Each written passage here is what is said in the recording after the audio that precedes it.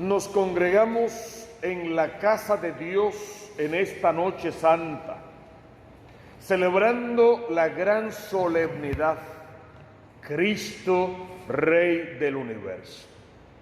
Y nos acogemos a la palabra viva de Dios.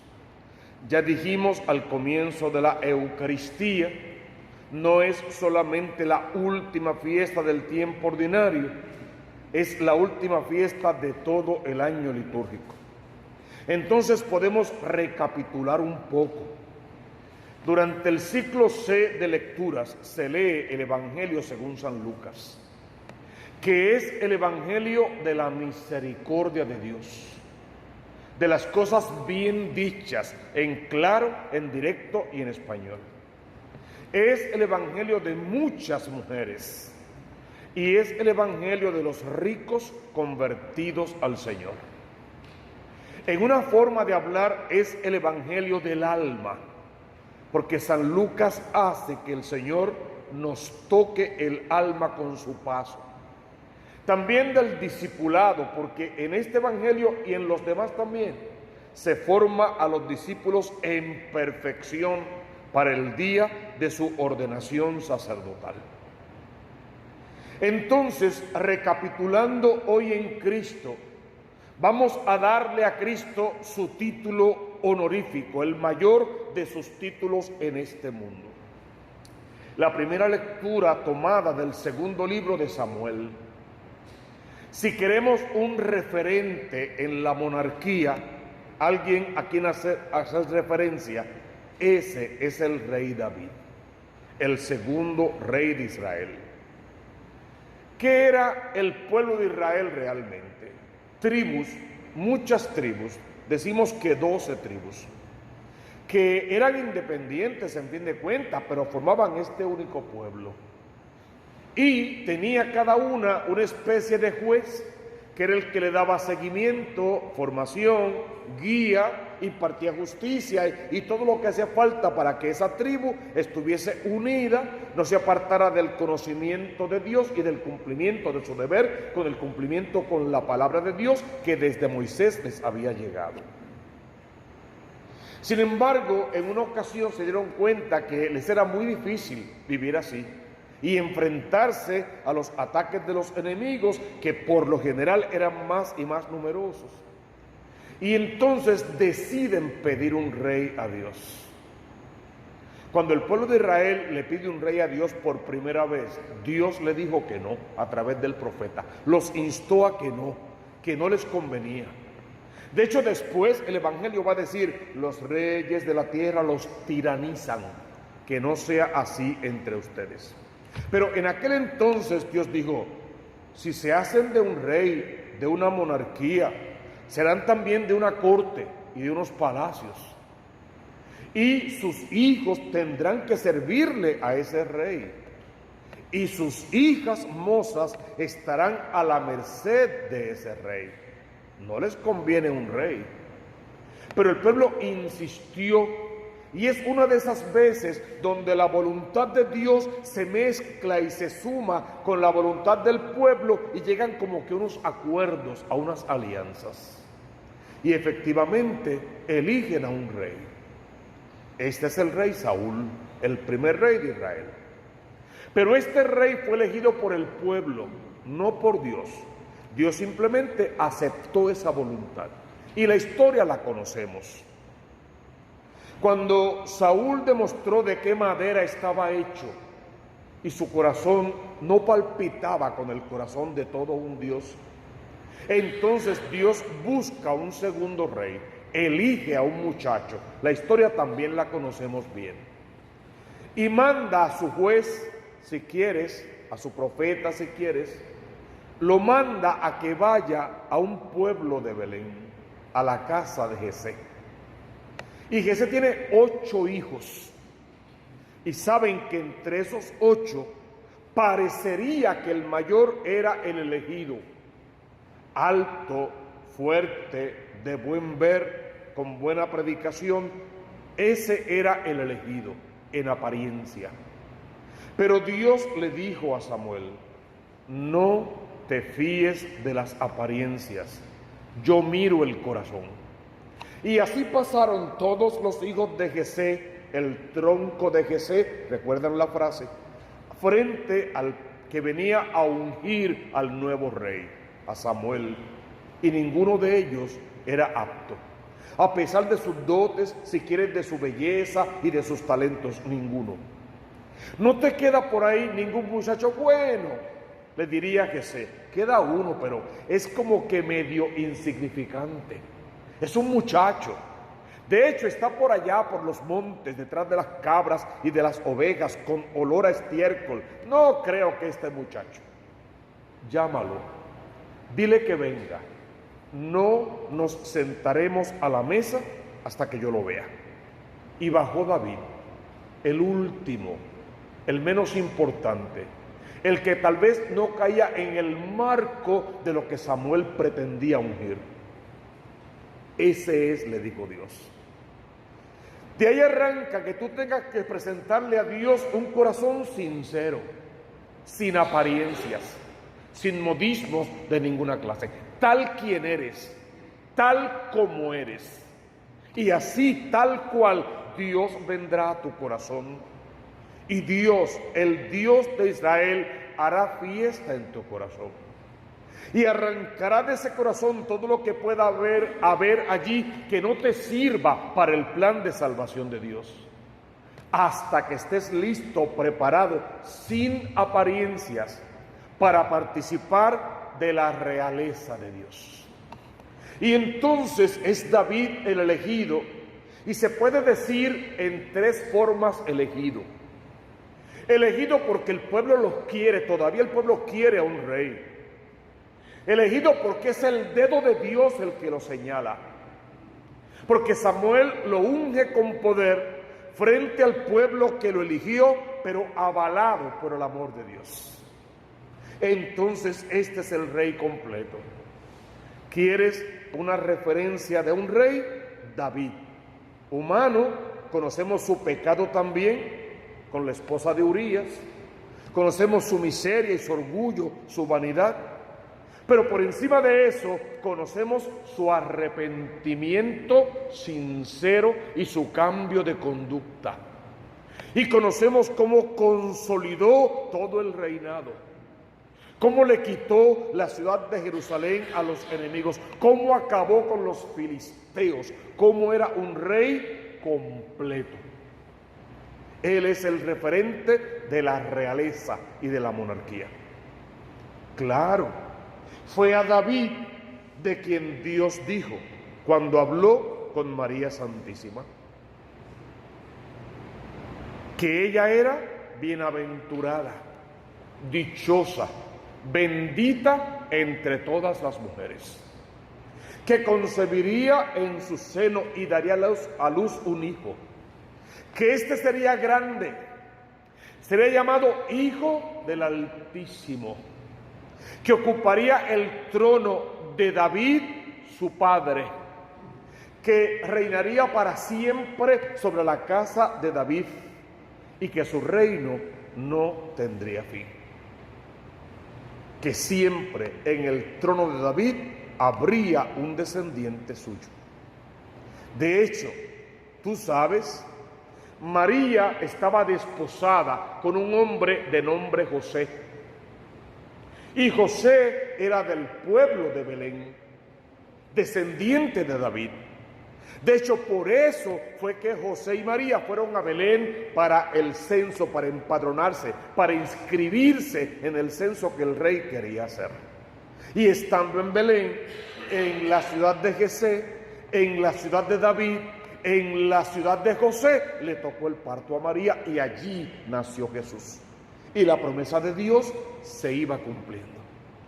Entonces, en esta fiesta, en esta solemnidad, deberías pedirle a Dios: Señor, llévame hoy, ahora, al Belén de mi vida, para que en mi Belén, en mi corazón, yo me procure un verdadero encuentro con el Cristo de la gloria. Yo pueda seguir los pasos de Jesé, de David, de José, de Jesús, y pueda participar de la realeza, de la promesa de Dios.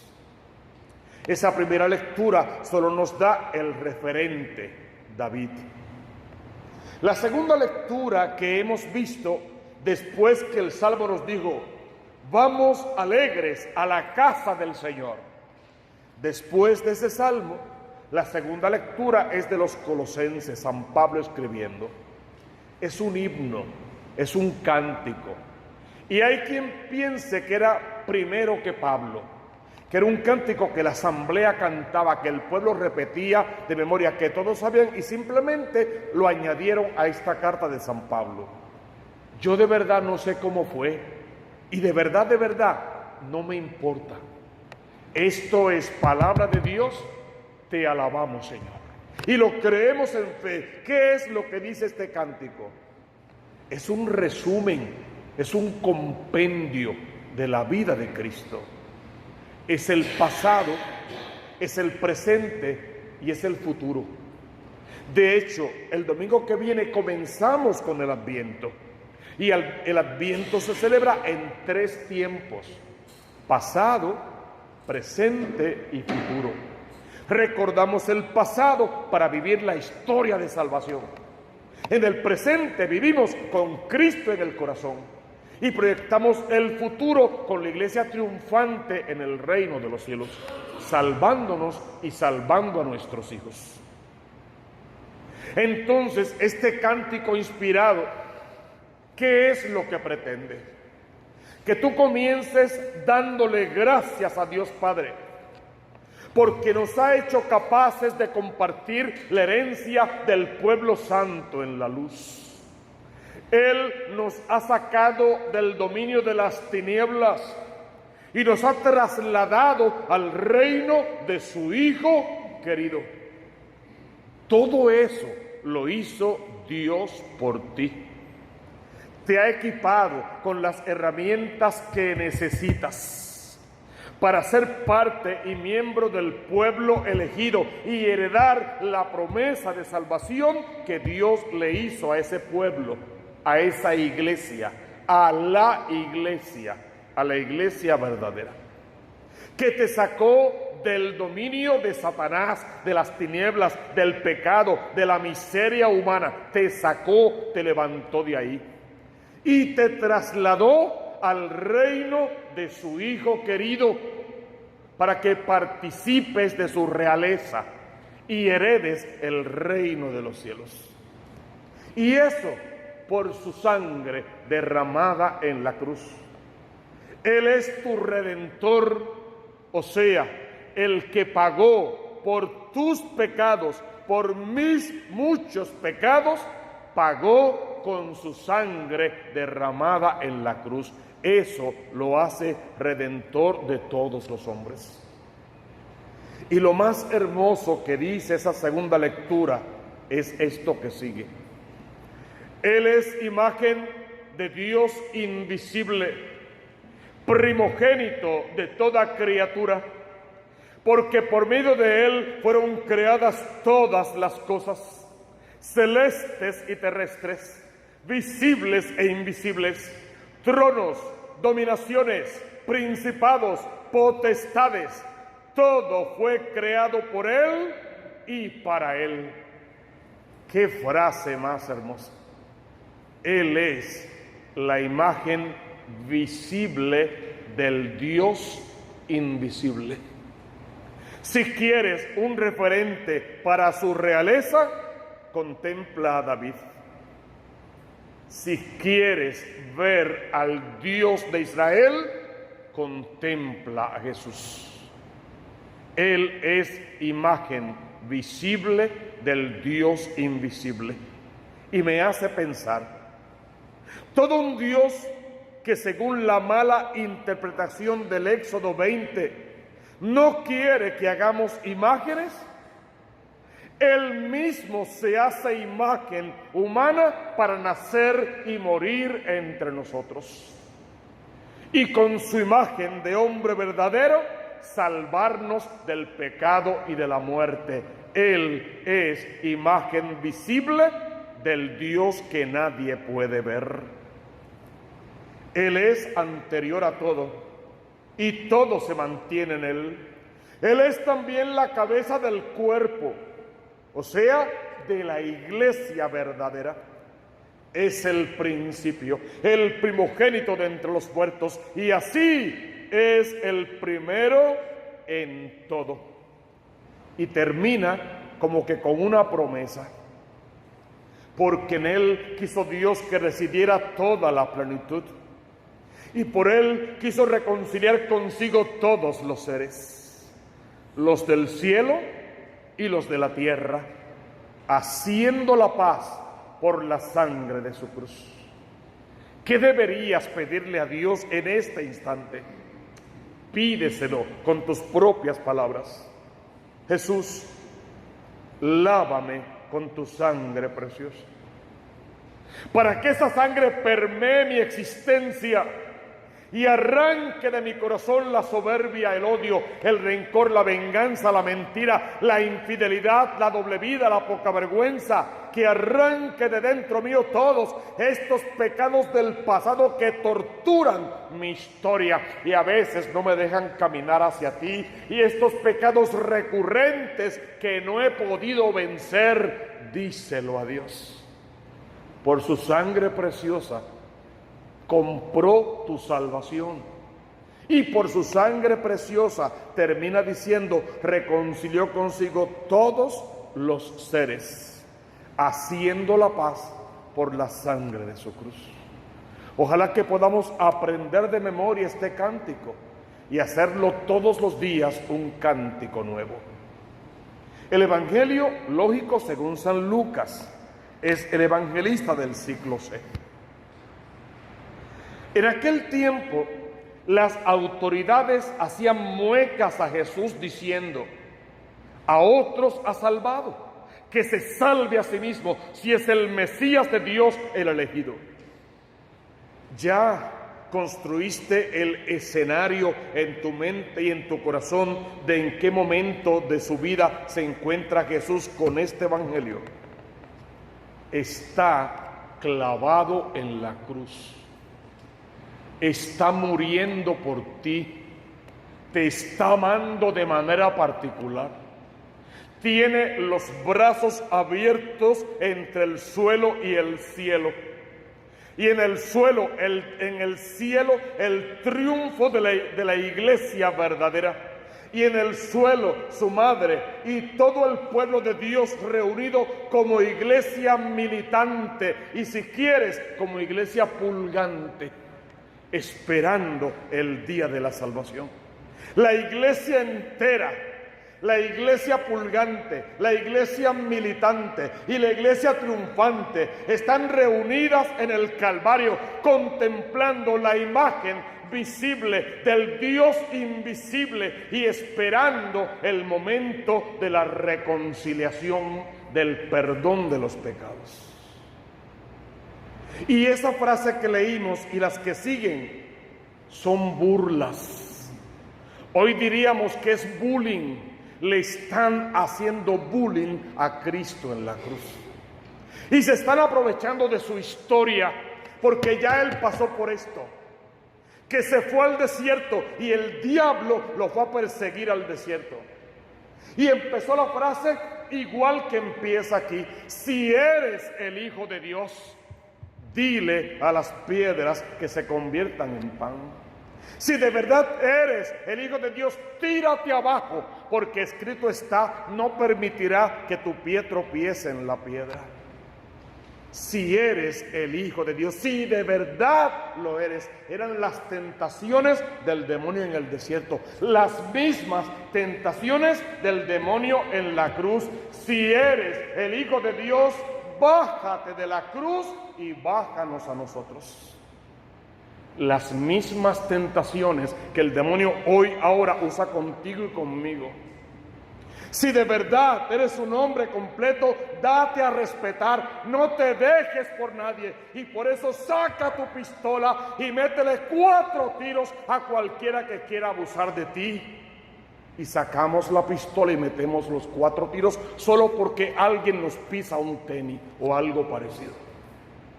Si de verdad eres un hombre, no permites que tu mujer te jamaquea, métele 4 bofetadas y sacas tu mano asquerosa y le metes 4 bofetadas a tu mujer y a tus hijos y a tu vecino y a la vecina y al que se meta de frente. Porque yo soy, y se te olvida que Él es el que es, que Él es el Dios verdadero y que no viniste al mundo para ser Dios, sino para conocer, amar, seguir y servir al Dios verdadero. Si eres el Hijo del Hombre, bájate de la cruz. Si eres Dios, si eres el Rey, y de hecho por el camino le hacían reverencia, salve Rey de los judíos, y se burlaban de él. Es el Rey, espérate. El Rey necesita un trono. El Rey necesita una corona. Necesita una capa color púrpura. Necesita un cetro y una cinta en el pecho que lo avale. Lo necesita. Hay que dárselo. Por eso lo clavaron al ara de la cruz. Ese es el trono de Dios, y desde ese trono viene a salvar tu alma. Por eso lo coronaron de espinas, y en cada espina tus pecados y los míos, primero los míos, máxime los míos, porque a quien más se le dio, más se le va a pedir. Y lo coronaron y lo subieron al trono y le pusieron manto de púrpura. Pero no fue aquella sabanita vieja que le echaron por encima. Fueron los flagelazos, los latigazos que le sacaron su sangre real y lo revistieron de púrpura. Y hacía falta el cetro, y le clavaron la lanza en el costado para que tuviese su cetro bien pegado a su corazón. Y la cinta en el pecho se la dio el ladrón desde la cruz. Si eres el Hijo de Dios, si todo lo que tú dijiste, mentiroso, hubiese sido verdad, sálvate y sálvame. Yo creo que le dijo más: si no te quieres salvar a ti, quédate ahí, pero por lo menos a mí sálvame. Porque así de egoístas somos a veces en nuestras oraciones. Todo lo que un rey necesita, se lo dieron a Jesús al ara de la cruz. Y con tanta burla, con tanto pecado, con tanta miseria, tuyos y míos. Tú sabes cuál fue su venganza, su mayor venganza. Te miró, me miró, ensangrentado, sucio, roto, escarnecido, abofeteado, humillado, maltratado, parecido a una piltrafa humana. Te miró y me miró y simplemente atisbó a decir: perdónalo, Señor, no sabe lo que hace. Y poco después expiró en el madero de la cruz, y se rasgó el velo del templo, y su cuerpo tocó el cementerio por 3 días, y se levantó glorioso. Resucitó de veras, mi amor y mi esperanza, con una promesa para ti y para mí, miserables pecadores, si quieres tener nombre y apellido, con una promesa para ti y para mí. Hoy mismo estarás conmigo en el paraíso. Si te conviertes, si vuelves a la casa de papá, si dejas el maltrato y los pecados de la concupiscencia, si regresas al sacramento de la confesión de verdad y te comes el cuerpo de Cristo vivo en la Eucaristía, si dejamos el sexo malsano, desviado o antes del matrimonio y empezamos a respetar nuestros cuerpos como templos vivos del Espíritu Santo, hoy mismo estarás conmigo en el paraíso. Los 2 ladrones crucificados, uno le robó el corazón, el otro se quedó de parte del demonio. ¿Qué quieres hacer tú ante el trono de la cruz del Cristo de la gloria? Lo que vayas a hacer, hazlo pronto, te dice la palabra, porque el día y la hora nadie lo sabe. Estamos ante el Rey de Reyes, ante el Dios de dioses, ante el Señor del señorío, ante el Cristo de la gloria, ante el que merece todo honor, toda gloria y toda alabanza, a quien toda rodilla tiene que doblarse en el cielo, en la tierra, en el abismo, y toda lengua tiene que proclamar: Jesucristo es Señor, para gloria de Dios Padre. Es la gran solemnidad y tenemos que participar vehementemente de ella, porque de ella puede depender nuestra salvación. Pégate al manto del Cristo de la gloria, sube con Él a Jerusalén, participa de la última cena, ordénate en tu sacerdocio de tu hogar y haz brillar su rostro ante tu familia. Que en esta fiesta la referencia del Rey ya no sea David, sea el Cristo de la gloria. Y nuestro quehacer, pasar por el mundo tal como Él pasó. Vivir como Él vivió, amar como Él amó. Si fuera preciso, morir como Él murió, para salvarnos y salvar nuestra familia. Entonces sí, hermano, si pasas por el mundo siempre haciendo el bien, todo lo demás vendrá por añadidura.